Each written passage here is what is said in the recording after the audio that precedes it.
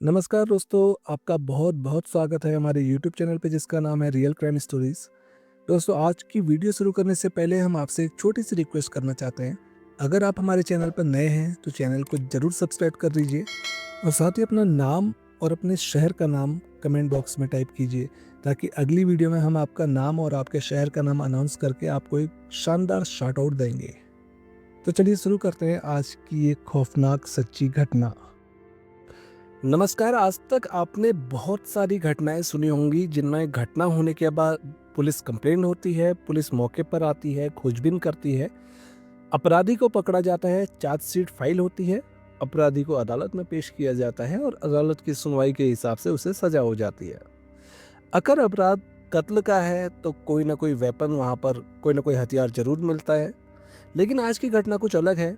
यहाँ अपराध भी होता है और अपराध होता है मर्डर का। और एक नहीं, दो मर्डर होते हैं, लेकिन मर्डर करने वाला वेपन नहीं मिलता। लेकिन जज साहब की तरफ से इन्हें दोषी करार दे दिया जाता है और हो सकता है जब तक हम यह कहानी सुना रहे हैं तब तक इन्हें सजा सुना भी दी जाए, क्योंकि एक मामला है धारा 302 का और दूसरा मामला है धारा 307 का। अब इन धाराओं पर क्या सजा होगी वह तो भविष्य के गर्त में है, लेकिन एक अंदाजा लगाया जा रहा है कि अगर धारा 302 है तो इसमें आजीवन कारावास, और अगर धारा 307 भी है तो इसके तहत कम से कम 10 साल की सजा या उससे ज़्यादा भी हो सकती है, लेकिन कम से कम 10 साल की सजा तो होनी ही है।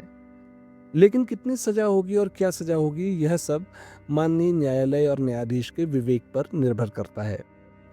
यह कहानी है उत्तर प्रदेश के जिला बुलंदशहर की, जहां एक तहसील लगती है श्याना, और इस श्याना तहसील में एक गांव है चिंद्रावती। इस चिंद्रावती गांव में एक चौकी भी है और इसी से लगता हुआ एक छोटा और गांव है जिसका नाम है महाऊ। महाऊ गांव की यह कहानी है जो पूरी दुनिया भर में मशहूर हो रही है। अब मशहूर होने का कारण यह है कि उस दिन खास बुलंदशहर में जो दिल्ली हाईवे है उस पर एक जगह इज्तिमा चल रहा था और दूर दूर से करीब करीब 20 लाख मुस्लिम वहां पर थे, जो कि इस समय इज्तिमा के लिए आए थे। इज्तिमा में दीन दुनिया की बातें की जाती हैं, दीन दुनिया की बातें सिखाई जाती हैं, और इन्हीं बातों को सीखने के लिए और समझने के लिए करीब 20 लाख मुस्लिम वहां इकट्ठा हुए हैं।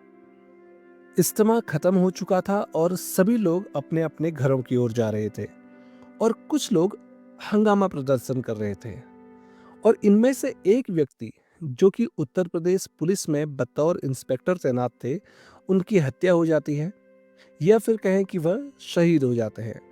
और अगर उस दिन उन्होंने अपनी जान की बाजी ना लगाई होती या फिर कहें वह शहीद नहीं हुए होते तो शायद उस दिन कई हजारों लोगों की जान जा सकती थी।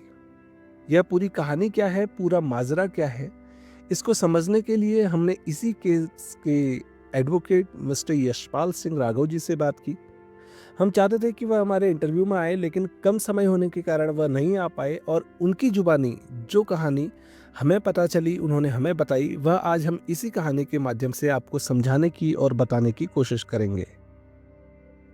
यशपाल जी बताते हैं कि घटना 3 दिसंबर 2018 की है, जब बजरंग दल और विश्व हिंदू परिषद के कुछ लोगों को महाऊ गांव के पास कुछ गौवंश के अवशेष मिलते हैं, और यह उन गौवंश के अवशेषों को एक ट्रैक्टर में भरकर सबूत के तौर पर अपने साथ ले जाना चाह रहे थे, ताकि उनके पास सबूत रहे और इन सबूतों के बिना पर यह लोग इसकी शिकायत कर पाए। और यह एक ट्रैक्टर में भरकर इन अवशेषों को ले जाते हैं और चंद्रावती गांव के पास इसी चौकी के सामने धरना प्रदर्शन करने लगते हैं, या कहें जाम लगाने लगते हैं। और ये लोग ट्रैक्टर पर चढ़कर कुछ इस तरीके से नारेबाजी कर रहे थे कि जैसे पुलिस कार्रवाई नहीं कर रही है, या फिर पुलिस या गौकसी करने वालों से मिली हुई है, या फिर जानबूझकर इस घटना पर कार्रवाई नहीं करना चाहती है। इस सब की खबर जब प्रशासन तक पहुंचती है तो वहां पर कई प्रशासनिक अधिकारी और अन्य बड़े अधिकारी पहुंच जाते हैं। इंस्पेक्टर साहब कहते हैं कि आप तहरीर दीजिए, हम गौकसी का मुकदमा लिखते हैं और मुजरिम को शीघ्र पकड़ने और उसे सजा दिलवाने की और उस पर कार्यवाही करने की कोशिश करते हैं। लेकिन ये लोग अभी इस बात पर अड़े हुए थे कि इस गौकसी पर अभी तक कोई कार्यवाही क्यों नहीं की गई। फिर भी इंस्पेक्टर साहब के कहने पर वह अपनी तहरीर यहाँ देते हैं और इस गौकसी के अधिनियम के तहत योगेश राव के नाम पर सबसे पहले एक तहरीर दर्ज हो जाती है। तहरीर देने के बाद भी प्रदर्शनकारियों का यह पक्ष अभी भी जारी था कि पुलिस गौकसी करने वालों को नहीं पकड़ रही है, जानबूझकर उन पर कार्रवाई नहीं करना चाहती या फिर पुलिस उनसे मिली हुई है। और देखते ही देखते उस बड़ी भीड़ का एक हिस्सा उग्र रूप धारण करने लगता है। लोग ट्रैक्टर को सड़क पर तिरछा खड़ा करके जाम लगाते हैं। सड़क पर कुछ लोग खड़े हो जाते हैं और गौवंश के जो अवशेष उन्हें मिले थे और वो ट्रैक्टर में भर कर लाए थे, उनको हाथों में लेकर वंदे मातरम, भारत माता की जय, इस प्रकार के नारेबाजी करने लगते हैं। यहीं पर एक राजीव उर्फ कलुआ नाम का अपराधी भी था, जो एक पेड़ को काटकर उसे सड़क पर डालना चाहता था और सड़क को जाम करना चाह रहा था। इंस्पेक्टर साहब ने उसे जब यह करने से रोकने की कोशिश की तो उसने कुल्हाड़ी से इंस्पेक्टर साहब पर वार किया, उनके हाथ पर वार किया और ये जो इंस्पेक्टर थे, इनका नाम था इंस्पेक्टर सुबोध कुमार सिंह। और सुबोध कुमार सिंह का हाथ कट जाता है और उनकी पूरी वर्दी और उनका हाथ खून से लथपथ हो जाता है। इसके बाद जब भीड़ और ज़्यादा उग्र रूप धारण करने लगती है तो लोग पुलिस पर पत्थरबाजी करने लगते हैं और एक होमगार्ड वहाँ पर थे जिनका नाम था राजेंद्र, और उन्होंने भीड़ को काबू करने के लिए एक हवाई फायर की। साथ ही आत्मरक्षा के लिए इंस्पेक्टर सुबोध कुमार सिंह ने भी एक हवाई फायर की अपनी लाइसेंसी सरकारी पिस्तौल से। इसी भीड़ में सुमित नाम का एक व्यक्ति प्रदर्शन में सबसे आगे खड़े होकर नारेबाजी कर रहा था और पत्थरबाजी कर रहा था। इत्तेफाक से एक गोली सुमित को लग जाती है और वह मौके पर घायल हो जाता है। सुमित को वहां से उठाकर नजदीकी अस्पताल ले जाया जाता है और जाते जाते उसे मृत घोषित कर दिया जाता है। अब सुमित को गोली लगने के बाद और उसके मरने की खबर सुनकर भीड़ और ज्यादा उग्र होने लगती है। लोगों ने चौकी के आसपास खड़े वाहनों को और अन्य चीजों को आग के हवाले कर दिया और साथ ही चौकी पर भी आग लगाने का प्रयास किया और साथ ही वहां आसपास इंस्पेक्टर और अन्य पुलिस वाहनों को मौके पर ही फूंक दिया। अब यहाँ का आलम कुछ इस तरीके का हो गया था कि पुलिस अपनी जान बचाने के लिए चारों ओर भागने लगी और इंस्पेक्टर सुबोध अपनी जान बचाने के लिए चौकी के पीछे की तरफ एक खाली पड़े खेत में चले गए। इस भीड़ से 5-6 लोग इंस्पेक्टर सुबोध कुमार सिंह के पीछे दौड़ पड़े और यही है इसे मारो कहकर उनका पीछा करने लगे। एडवोकेट यशपाल बताते हैं कि अभी तक की जो कहानी आई है और अभी तक की जो विवेचना है, उसके अनुसार जो मुख्य अभियुक्त प्रशांत तिलक है, उसने इंस्पेक्टर सुबोध कुमार सिंह की पिस्तौल निकाली, उसमें गोली भरी और गोली भरकर उसे इंस्पेक्टर सुबोध कुमार सिंह के सर पर गोली चला दी। अन्य पुलिस वालों ने इंस्पेक्टर की यह हालत देखकर, सर पर गोली लगी हुई गंभीर हालत को देखकर उन्हें उठाकर पुलिस की जीप में रखना चाहा, तो भीड़ ने इस पुलिस बल पर भी पथराव किया और कोशिश की कि इंस्पेक्टर सुबोध कुमार सिंह को जीप तक ना ले जाया जा सके।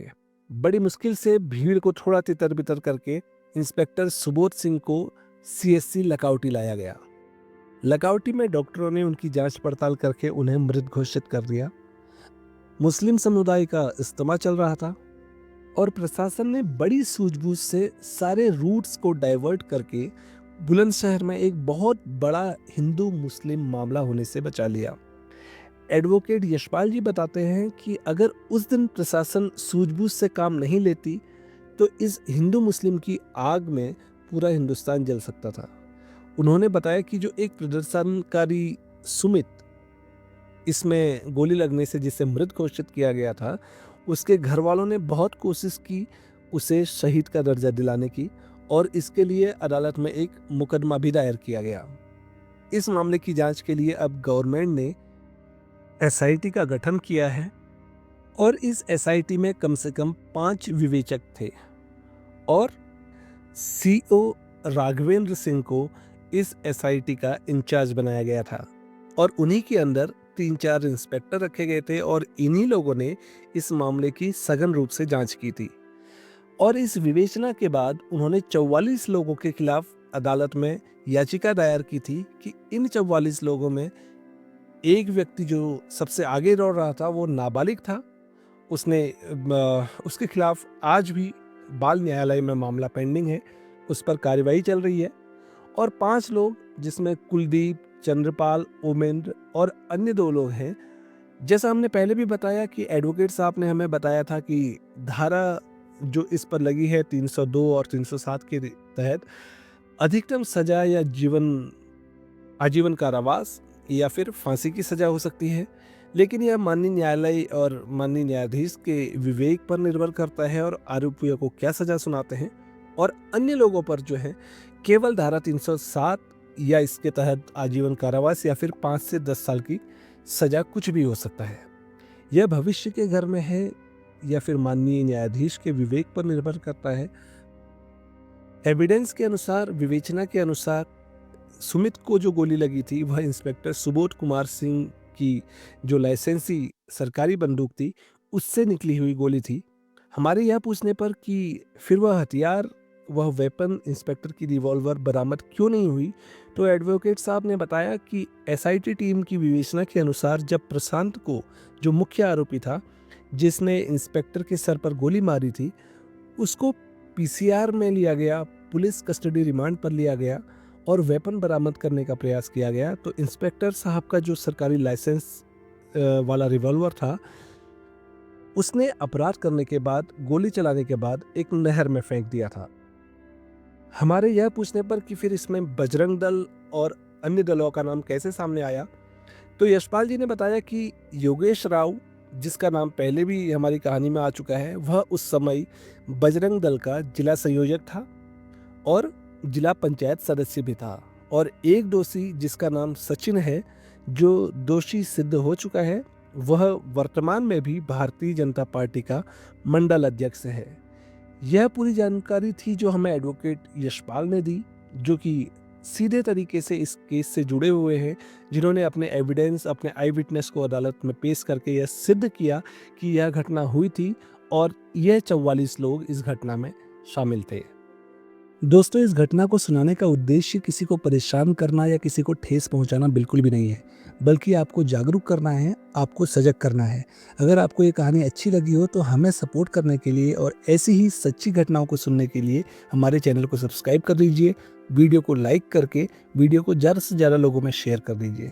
साथ ही कमेंट बॉक्स में लिख दीजिए अपना नाम और आपके शहर का नाम, और अगली वीडियो में ध्यान दीजिएगा हम पुकारेंगे आपका नाम। तब तक के लिए जय हिंद, जय भारत।